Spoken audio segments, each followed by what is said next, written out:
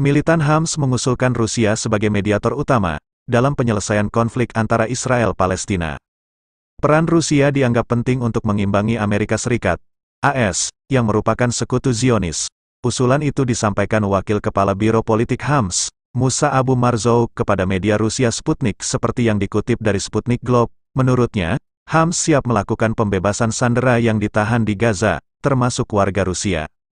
Namun hal itu berlaku jika gencatan senjata kembali diberlakukan. Namun faktanya, hingga saat ini tidak ada kesepakatan apapun yang dicapai terkait perang di Gaza. Marzouk bahkan menyebut Hamas sudah kehilangan kepercayaan terhadap pemerintah Israel dalam hal ini. Rusia sendiri sebenarnya mendukung gencatan senjata diberlakukan sejak perang pecah pada Oktober tahun 2023.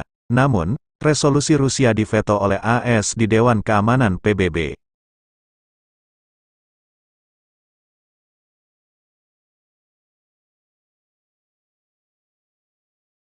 Indonesia nyatakan perangi Israel, usai pasukan IDF serang warga Palestina yang tak berdosa. Indonesia terus mempertanyakan tindakan Dewan Keamanan, DKPBB, saat melihat kekerasan dan kekejaman Israel. Terbaru, Israel menyerang warga sipil Palestina, yang sedang mengantre bantuan makanan.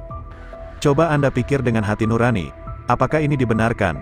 Coba Anda bayangkan jika hal itu terjadi di Indonesia, tentunya membayangkannya saja tidak sanggup. Tercatat, lebih dari 100 orang kehilangan nyawa di dor pasukan Israel. Indonesia mengingatkan Dewan Keamanan PBB, bahwa tidak ada satupun negara yang berada di atas hukum.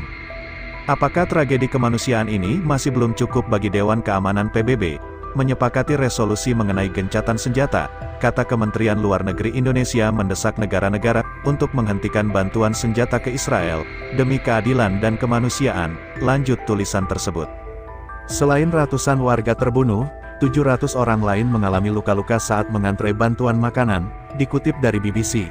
Beberapa saksi mata menyaksikan saat warga sipil berkerumun, mendapatkan bantuan dari iring-iringan truk militer Israel, melepaskan tembakan.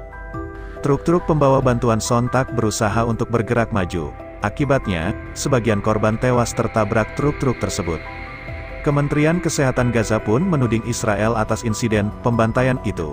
Pemerintah Prancis pun mengencam bahwa penembakan itu tidak dapat dibenarkan. Di sisi lain, Presiden AS Joe Biden menyatakan kekhawatirannya bahwa insiden itu akan mempersulit upaya AS dan mediator lain untuk menengahi gencatan senjata sementara dalam perang antara Hamas dan Israel.